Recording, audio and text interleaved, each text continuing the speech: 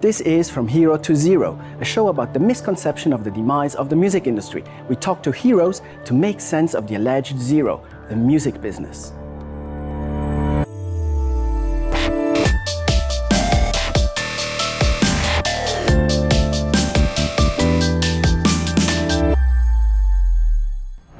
Hi Elize, how are you? Hi, I'm very good. How are you? Very good, thank you. Thank you for taking time, sitting down with us and talking about yourself and Amaranthe.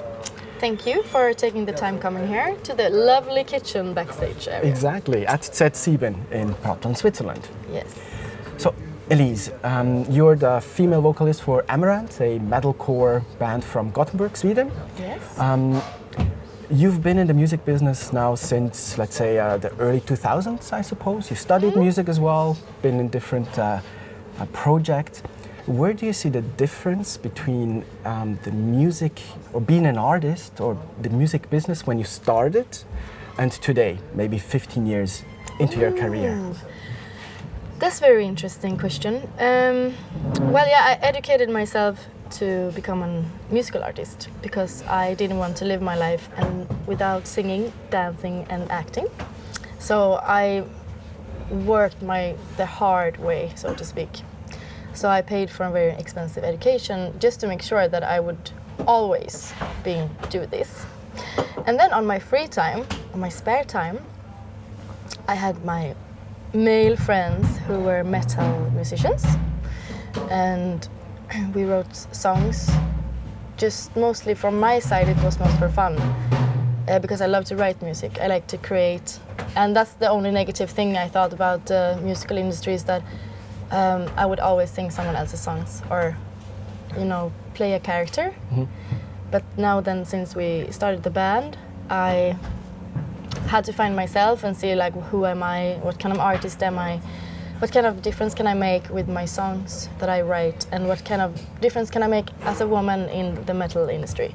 And that was most tempting from my perspective, and not choose the way maybe people thought I would. Because some of my old friends were like, well, but you were so great, you could be a big pop star, and why didn't you go that way, and why are you doing this, and it's not as big as if you would be the new Christina Aguilera or something. So I was like, no, but it's not the most important thing for me. The most important thing is to make a statement and to choose the kind of living that makes you feel important, I guess. And I thought that I'm important here. Definitely. And the difference, is that in the beginning, I got a lot of comments about being the only female in the band, and just in general being a girl in metal rock business. And what's changed the most is that nowadays it's not more natural, and it's not, almost nobody speaks about it anymore. Do you think that's a natural evolution, or what do you think that is? Yeah, nowadays? I think it's an evolution, a natural evolution, because it just popped up so many bands with female artists, and we got so many questions and we answered kind of them all. So there's not so much mystery about us anymore, or there's nothing so strange about being a woman in metal anymore. And there is also a big support. Like tonight we have 650 pre-sales. It will probably come more people to the show. But it also shows that there is an audience, and I think that's very, that's respect. Sure, and it proves that all your work has paid off also. Exactly. Yes, of course. And that's also, of course, very, very satisfying feeling. But I also have lots of role models, like Amy Lee from Evanescence and Tarja from Nightwish. It used to be Tarja, now they changed their singer. So Floor is also great. Mm-hmm. There is a lot of of course, within Temptation. So I look up to them a lot, and I feel like it's very nice to be part of that world. Sure. You just mentioned that some people ask you maybe why not become a pop singer and so forth. I saw that you, besides being full-time, I suppose, with Amaranthe, you also have projects, or had projects with Camelot, Timo Tolkki's Avalon and so forth. Gus G, of course, beautiful song you sang on his album. And you were part of the Eurovision Song Contest, Swedish. how do you call that? Yeah. The I know what you mean. Deltävlingen. It's like the first part competition before you enter to the finals and before you go to Eurovision. Exactly, which is the song I heard, which was a good song, but it's more pop rather than metal, rock, whatever. Oh yeah, it's more mainstream. Exactly, mainstream is the right word. Was it always a plan of yours to somehow cross over different genres? Because before Amaranthe, I read somewhere that you were actually in cabaret. I was a cabaret artist. Yes. So was that always the plan to try and do different things? No, the plan was to work full time as long as I could, and then I was doing actually audition for operas, like big operas, and I went through very far in some of them. I was still very young though, I didn't have so much experience. And besides that, I always wanted to have a record deal. That was my biggest dream. And I wanted to release the songs that I've been writing, like my own songs. So you could call that I wanted to be a singing-songwriter probably. But I also loved so many different genres, so it was very hard for me to decide what way to go. I mean, I listened to Aretha Franklin, I listened to Eva Cassidy, and some metal, of course, also. Can you still hear us? Okay. So the plan was that I wanted to be a solo artist, but I needed musicians, right? Sure. So that's when I find Olof, and he and his friends helped me to arrange the songs I wrote. But it turned out that we started disbanding instead, because when we put up the songs on MySpace, we got a lot of feedback from managers and record labels. So then it was like, yeah, but let's try this for a while, and then I can do my own thing.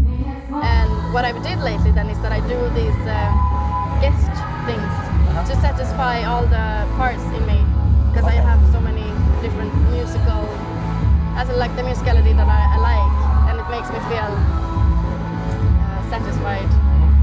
And also it's really fun to be able to help others and like collaborate with other people. I really like that. And I guess that comes from also because I'm used to working with a lot of different people. And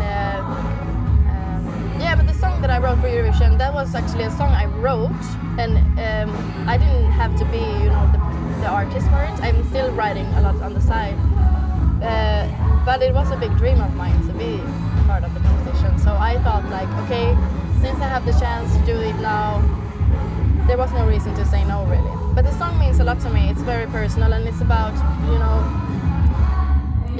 one by one, step by step, you will make yourself stronger. And if you feel different, it's okay, because in the end you're gonna find the people that you're supposed to be with, and everything is gonna be good. And I have the duet with this guy who called Richard Söderberg. He's a very big star in Sweden. So I think he got most of the attention from our... Okay. Yeah, he took all the TV jobs and everything. He's doing a lot of things in Sweden. So, but I just disappeared out in the world on tour with the band. But I really appreciate. I mean, I don't feel like I have to become some kind of star in my home country. I feel more that it's important for me to travel and try to make a difference in the rest of the world. Where do you see the difference about going crowdfunding without a label and try to put an album out yourself, in opposite to actually having a label in your back? Well, having a label on the back is good in the perspective that they can make a plan around. So the label have offices all over the world, and when they say go, everybody releases the album on the same date. And it's like everything. It's Japan, United States, Europe, Sweden, Finland. Everywhere. It comes out on the same time, and they have, of course, their partners that they always work with, and they have lots of power to promote the product. And of course that costs most. I think that's what's most expensive to promote. And if we would do crowdfunding, I guess that the difference would be that maybe not some, it wouldn't be a big buzz about us releasing the album. The people that we have though, like fans on our pages, like social media, they would of course be aware of it. I have been checking out this pledge. I don't know how they worked though to do the promotion, but it seems like it's a good thing. It seems like it works, and I thought about working with them if I would release a solo album. Okay, so you considered actually crowdfunding? Yes, I did, because then I thought I would not be dependent on a label. So, yeah. Given the fact that you are a little celebrity online, or even a big celebrity, depending on the magnitudes where you want to set it, yeah, exactly. because you have hundreds of thousands of subscribers, followers across your own channels, not Amaranthe, but your own channels. I saw that. So, do you consider that when you promote new music, like your new album, Maximalism, which just came out a couple of weeks ago? Do you actually use those channels to promote your new music? Actually, I don't use it so much. I just put out like to inform people, like now the album is out, so that they will know. But I don't use it so much to promote. I think it's more important to show myself more than showing my product. Okay. I mean, that's how I see it, because I think a lot of pages are not so personal anymore. It's like mostly just commercial. And it's like kind of shows a fake world. And I want people to see the real deal. Sure. So that's what I'm focusing on. What is content which you consider that works best with your followers? You know, content which you publish on Facebook, for instance. You mean like what things? Yeah. It's live stream, of course. Live stream? Yes. Why, of course? No, because it's so direct, and it's no filters, no it's just like live. It's exactly what it is, and no fake. And people think that, I think it's like almost spending time with that person. I mean, I also watch live stream from others, and it feels like, hey, I got a glimpse into their personal life. So I think it's very funny thing. You streamed once, I think your vocal recordings. Yes, I did. And I thought you had a gazillion of views and comments.